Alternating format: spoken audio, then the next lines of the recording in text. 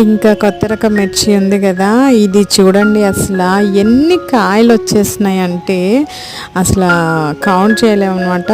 Minimum ఒక 200 కాయల వరకు ఉంటాయి పచ్చిమిర్చి.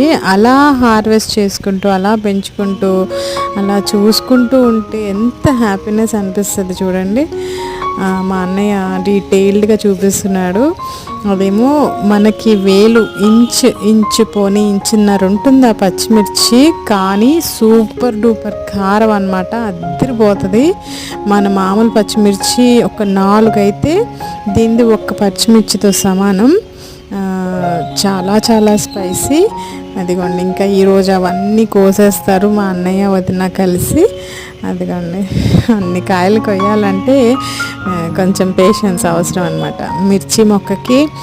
మిర్చి మొక్క అది ఏదైనా కూడా చాలా డెలికేట్గా ఉంటుంది. కాయలు ఇలా కోసేటప్పుడు